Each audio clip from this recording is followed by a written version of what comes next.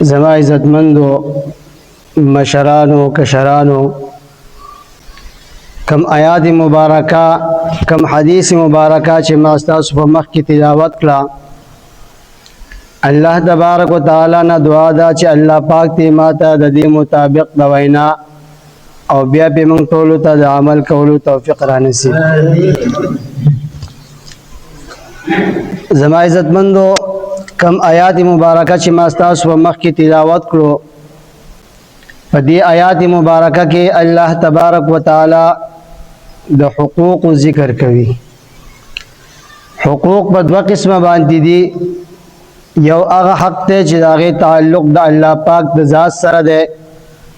هغه د حقوق الله ویل شي یعنی د الله پاک حقوق او یو هغه حق ته چې هغه تعلق د بندگانو سره ده د انسانانو سره ده هغه د حقوق العباد وی د بندگانو حقوق زغوالم چې نن تاسو ته د حقوق العباد په موضوع باندې یو څو خبرې وکم آیات مبارکه کې الله تبارک وتعالى فرمایي واعبدوا الله ولا تشركوا به شيئا تاسو د الله پاک عبادت کوئ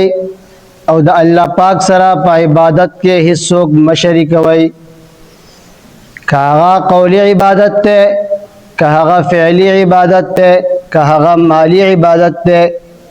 التحیات للہ والصلوات والطیبات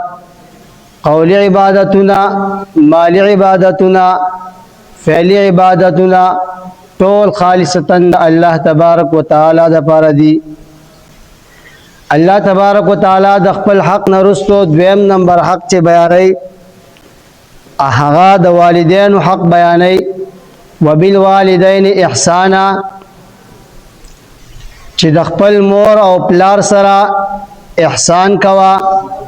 د خپل مور او پلار سره نیکی کوا د خپل مور او پلار سره ښه سلوک کوا ښه برتاو کوا کم ځای کې چې الله تبارک وتعالی خپل حکم بیان کړل فورا ورپسې د مور او د پلار حکم ورکړل چې د مور او د پلار خیال ساته د هغوی سره ښه سلوک کوا د هغوی احترام کوا د هغوی قدر کوا حضرت ابو امامه رضی الله تعالی عنه د پیغمبر علیه الصلاۃ والسلام نه روایت کوي او یو کس د پیغمبر علیه الصلاۃ والسلام نه تاسو کو ما حق الوالدین علی ولدهما ما حق الوالدین وی د مور او پلار پزوی باندې څه حق ته د مور او پلار پزوی باندې څه حق ته پیغمبر علیه الصلاۃ والسلام فرمای هما جنتک و نارک دا مور او پلار یا ستاسو لپاره جنت ته یا دا مور او پلار ستاسو لپاره جهنم دی کتا د مور او پلار سره نیکی وکړه د مور او پلار ادب او احترام دیو کو د هغوی عزت دیو ساتو هغوی دی تکلیف نو ساتلو دا ستاسو لپاره د جنت یو ذریعہ ده ته په جنت ته او کچری تا مور او پلار ته تکلیف ورکو مور او پلار یې پریشان کړو هغوی د ایذا ورسوله دا ستاسو جهنم دتلو یو ذریعہ ده نارو کا دا ستاسو لپاره اور دی یو حدیث کی پیغمبر علیہ الصلوۃ والسلام فرمائی رضا الرب فی رضا الوالد یعنی اللہ پاک رضا د پلار پر رضا کی دا وسخط الرب فی سخط الوالد او د اللہ پاک ناراضگی د اللہ پاک خفقان هغه د مور او پلار په خفقان کې دی یعنی کہ انسان غواړي چې زمانہ الله پاک راضی دی یا ناراض دی کده دا معلومول غواړي نو دې دا ګوري چې زمانہ پلار زمانہ راضی دی او که ناراضه کچاره ستا پلار ستانه ناراض دی به پوښ الله ستانه ناراض دی او کچاره ستا پلار ستانه راضی دی به پوښ الله پاکم ستانه راضی دی ولدا پیغمبر علیه الصلاۃ والسلام حدیث ته خپل پیغمبر علیه الصلاۃ والسلام فرمای رضا ربی فی رضا الوالد، د الله پاک رضا د پلار پر رضا کې پرته ده. یعنی که ته غواړې زه الله پاک راضي کم، مور او پلار خوشاله ساته. که ته غواړې چې زمانه الله ناراضه وي، نو پلار به ناراضه ساتي. یو صحابي د پیغمبر علیه الصلاۃ والسلام نه تپوس کوي من احق بحسن صحابتي، د الله پیغمبره زه چې احسان کوم، زما د احسان د ټولو نه زیات حقدار څوک دی؟ زه غواړم چې زه نیکي وکم، زه غواړم چې زه ښه سلوک وکم. دا ښه سلوک، دا احسان، دا ښه برتاو، دا زه د چا سره وکم؟ پیغمبر علیه الصلاۃ والسلام ورته فرمای امکا، ستا د احسان د ټولو نه زیات حقدار چې دا هغه ستا مور ده. د ټولو نه لمبنی حق چې پتا باندې دی، د ټولو نه زیات حقدار چې دی هغه امکا، ستا مور ده. بیا صحابي تپوس کوي د الله رسوله بیا را باندې چا حق دی؟ بیا ورته پیغمبر علیه الصلاۃ والسلام فرمای امکا، ستا د مور حق دی. په دریم ځل بیا دغه صحابي تپوس کوي د الله رسوله زه غواړم چې ښه احسان وکم د چا سره، زه غواړم چې ښه سلوک وکم د چا سره، د چا سره وکم؟ پیغمبر علیه الصلاۃ والسلام فرمای امکا، ستا د مور حق دی. څلورمه پیره چې صحابي تپوس کوي د الله رسوله زه د چا سره احسان وکم؟ من احق بحسن صحابتي، زما د احسان د ټولو نه زیات حقدار څوک دی؟ پیغمبر علیه الصلاۃ والسلام فرمای ثم اباکا، وستا د پلار حق دی. د مور نه بعد دویم نمبر حق پتا باندې ستا د پلار دی. ثم ادناکا فادناکا، بیا چې پلار ته فرشته کې څوک نږدې د هغه حق دی، بیا چې هغه ته فرشته کې څوک نږدې د هغه حق دی. د ټولو نه اولین حق، د ټولو نه لمبی حق چې انسان باندې دی هغه د مور حق دی. پیغمبر علیه الصلاۃ والسلام فرمای قرآن مجید کې الله تبارک وتعالی فرمای وبالوالدین احسانا، چې د مور او پلار سره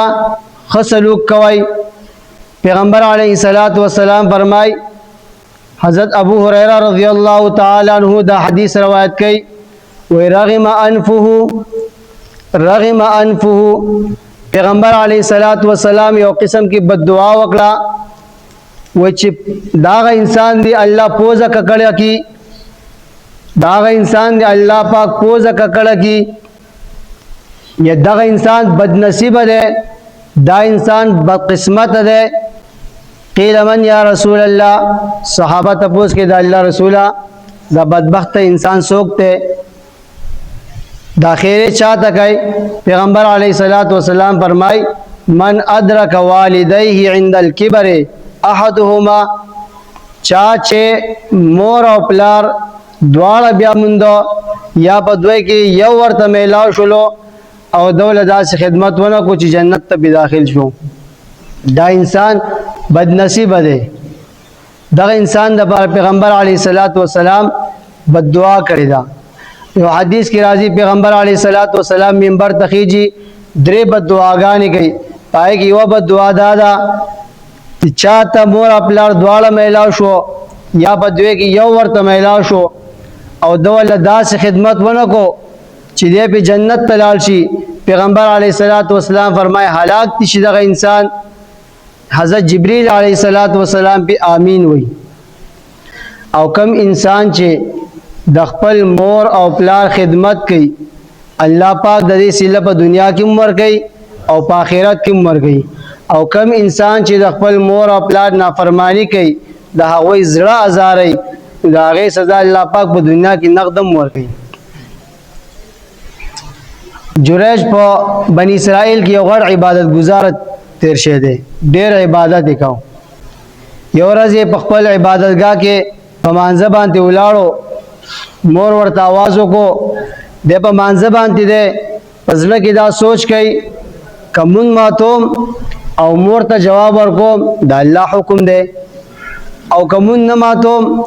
مور ته جواب نه ورکوم مور خفه کېږي. په دې سوچ کې دی جواب ورنکو، مور ورته دویم आवाज وکړو، د بیا جواب ورنکو، مور ورته دریم आवाज کو د بیا جواب ورنکو دریم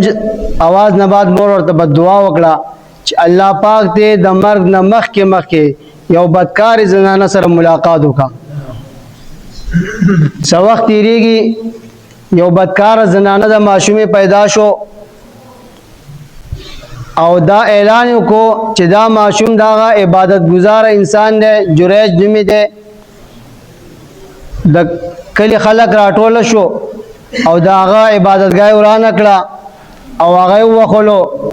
جریج تپوس کې د کم جرم سزا را کوي پس وجه ما وخې څه تکلیف می ته در رسولې هغه وی هغه زنانه چې ماشوم شوی دی الزامي پتا لګول چې داستانه شوی دی د هغه جرم سزا درکړه کیږي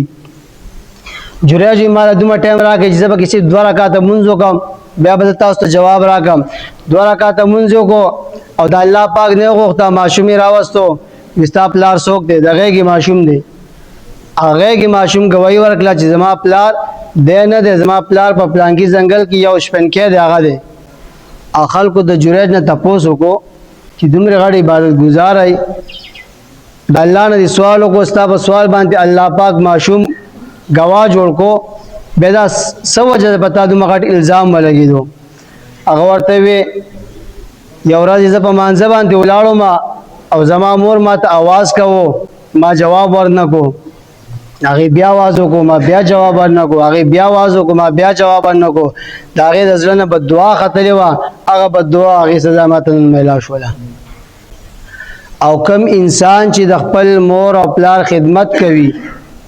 هغه ته الله پاک په دنیا کې هم اجر ورکړي اویس قرنی رحمت الله علیه نوم بتا سوریدلې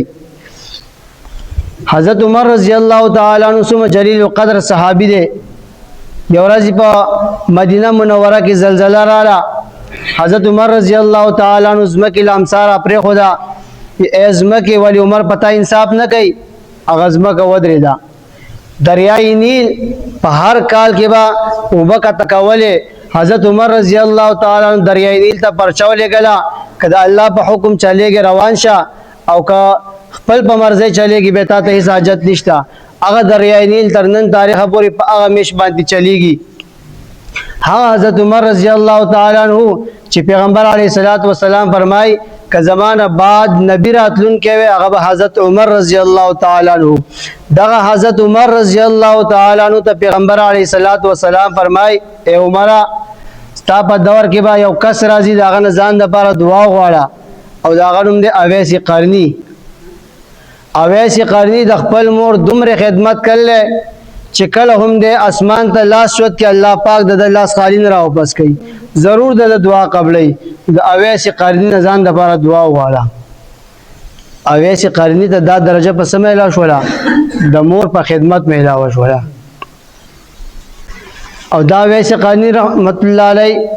د پیغمبر علی صلوات و سلام په زمانہ کې خود پیغمبر علی صلوات و سلام نه لیدل د پیغمبر علی صلوات و سلام ته خط راولګلو چې زه غواړم ستا ملاقات لراشم زما مور کمزور ده او زما د خدمت محتاج ده نو په دې وجه پیغمبر علیه الصلاۃ والسلام ورته فرمایي چې مور خدمت دې کوا دلتاړو مرزا د مور د خدمت په وجه باندې الله پاک د دا مرتبه ورکړه په دې آیات مبارکه کې الله تبارک وتعالى د خپل حق نه بعد د مور او پلار حق ذکر کوي په دریم نمبر کې الله تبارک وتعالى فرمایي وبذل قربا د رشتہ دارانو سره ښه سلوک کوي دریم نمبر حق د رشتہ دارۍ دی چې د رشتہ دار سره ښه سلوک کوا دا د ایمان علامت ده دا د الله پاک حکم ده پیغمبر علیه الصلاۃ والسلام فرمای الرحم شجنة من الرحمن رشتہ داری دا د الله پاک د نوم رحمان نراوت دا رشتہ داری دا د الله پاک د نوم د رحمان نراوت دا قال الله تعالی من وصلك وصلته او الله تبارک وتعالى دې رشتہ داري ته وای چا چې ته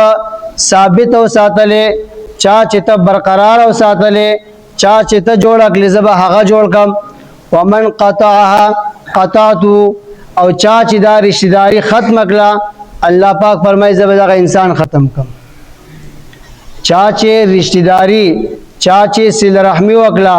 چا چې د رشتہ دارانو سره رشتہ داری و پالله، الله پاک فرمایي زه به د خپل د رحمت سره جوړاو کم، زه به د خپل رحمت ته رانږدې کم، زه به د خپل ځان ته رانږدې کم. ومن قطعک، او چا چې ته ختم کړې، چا چې ته ماته کړې، قطعته، الله پاک فرمایي زه به د خپل د رحمت نه لرې کم، زه به د مات کم، زه به د خپل د رحمت نه لرې کم. چې د الله پاک د رحمت نه لرې شو نو پاتې شو. دا رشتہ داري موږ ته ډېر وړوکی شی ښکاري. د بل په مقابله کې به رشتہ دار تنګو، د بل کس په مقابله کې به رشتہ دار تنګو، هغه ته به تکلیف رسو،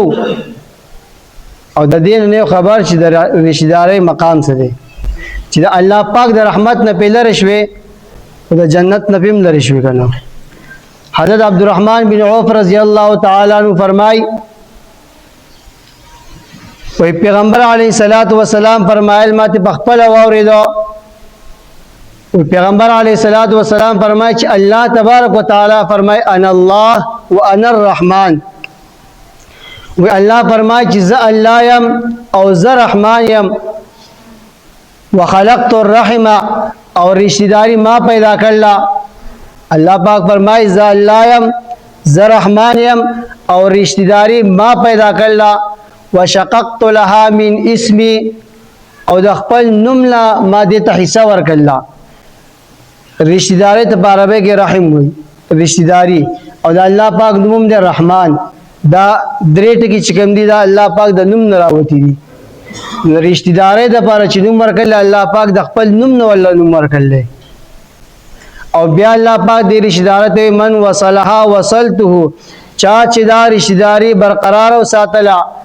چا چې د رشتہ داری خیال وساتلو، زبا هغه خپل رحمت سره جوړا وساتم. ومن قطعها بتته، او چا چې رشتہ داری ختم کړه زبا د خپل رحمت نه لرې کم،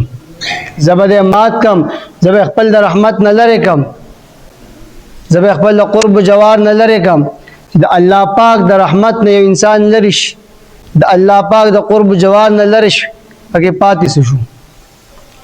حضرت انس رضی اللہ تعالیٰ عنہ فرمائی وی رسول اللہ صلی اللہ علیہ وسلم فرمائی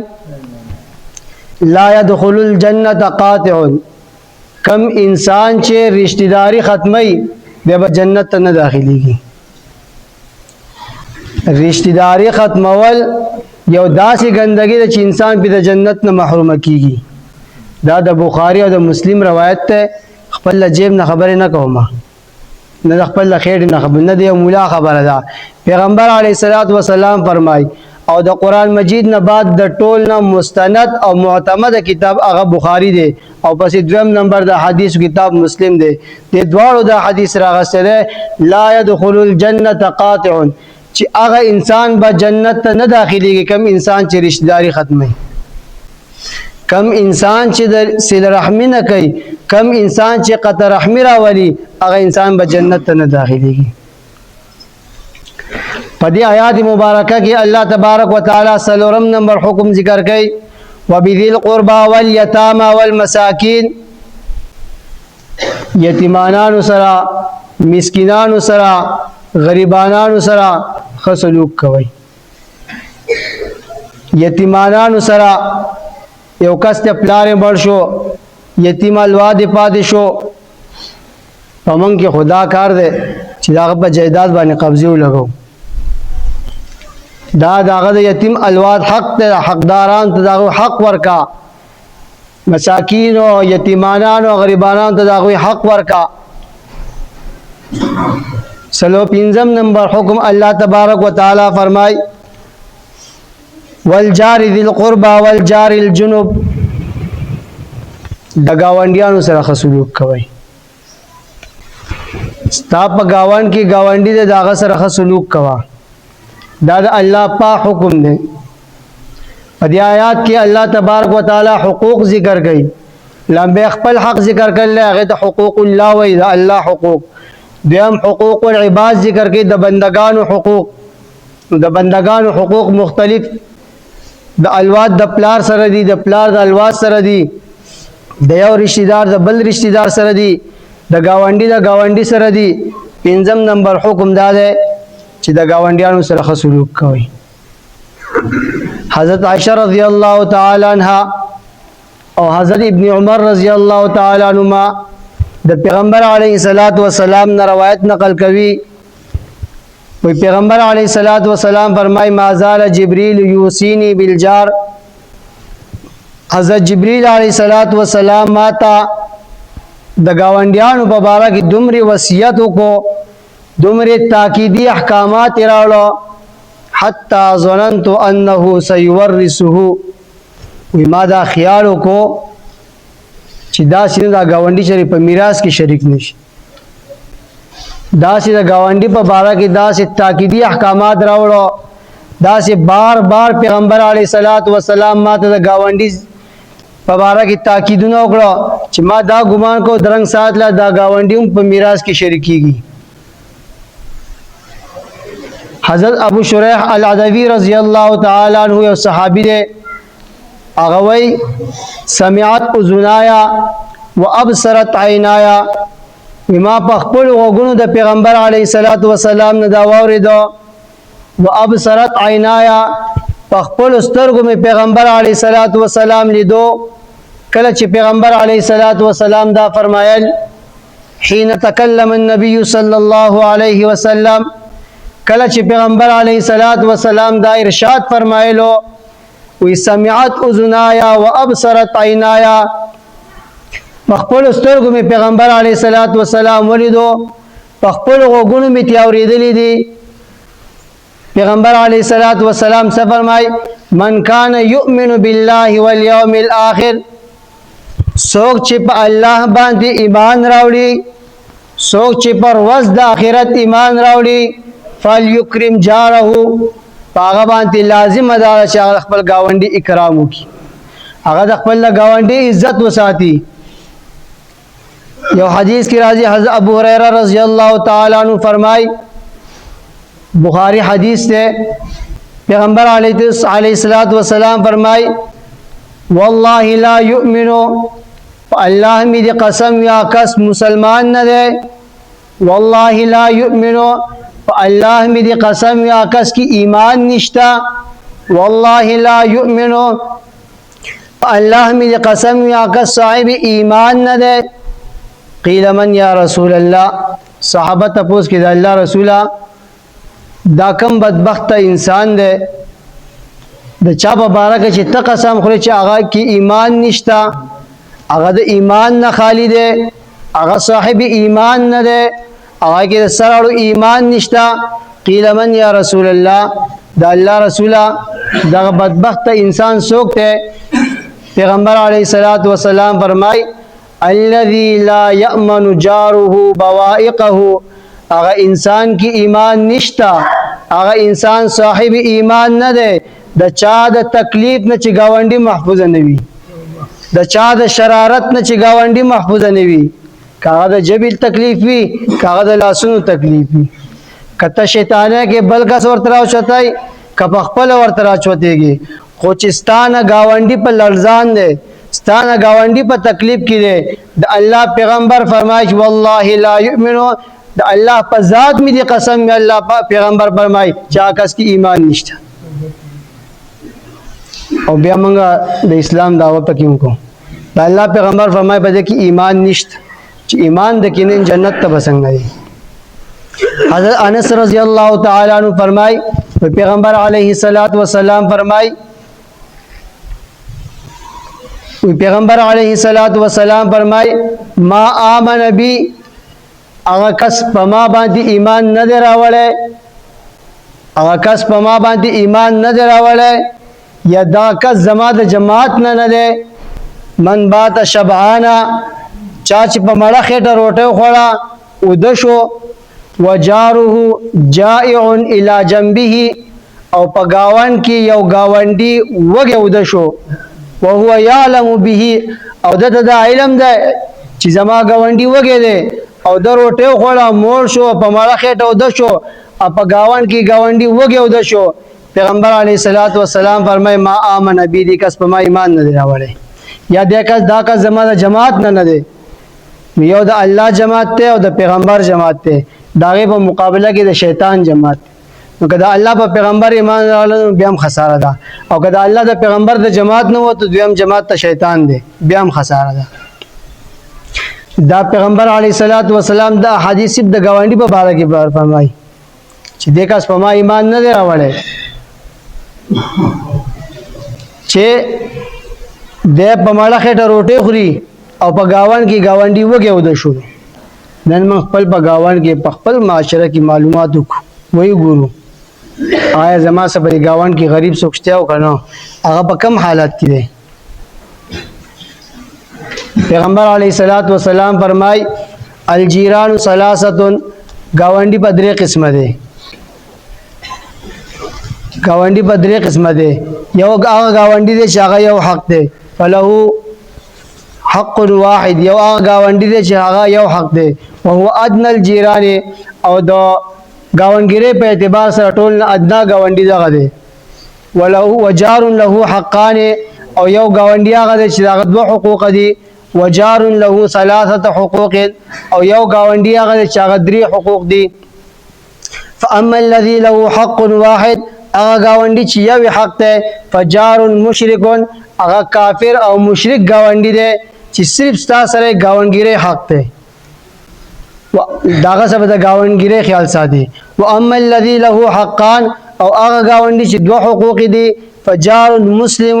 هغه مسلمان گاونډي دی. پته دوه حقوق دي، یو د گاونګری حق دی، یو حق الاسلام د اسلام حق دی. و اما الذي له ثلاثه حقوق، او هغه گاونډي چې درې حقوق پتا باندې دي، فجار مسلم ذو رحم، هغه مسلمان او رشتہ دار گاونډي دی چې یو حق د باندې د اسلام دی، یو حق د باندې د گاونګری دی، یو حق د باندې د رشتہ داري دی. و ان مات شيعته، او کله چې د مړ شو جنازې له ورشه، قبر له ورشه، کفن کې حاضر شه. نن خپل معاشره کې ګورو په یو کور کې مړ پروتي، په بل کور کې ډزې کیږي. په یو کور کې مړ پروتي، په بل کور کې خزي غډيږي. په یو کور کې د یو ځای د بل ځای خلک راځي تعزیت لپاره راځي، او په بل کور کې خزو ته نارینه جامې واچي او هغه غډي او ټول شپه ورته غډي. دا زمون د گاونګری حق دی. او په سار باندې بیره شوي خپه نشي ویګا ماشومان ډزې کوي. انسار د مافي غوتونه پیدا شول، تا د ماخام سترګې دی لندې وي،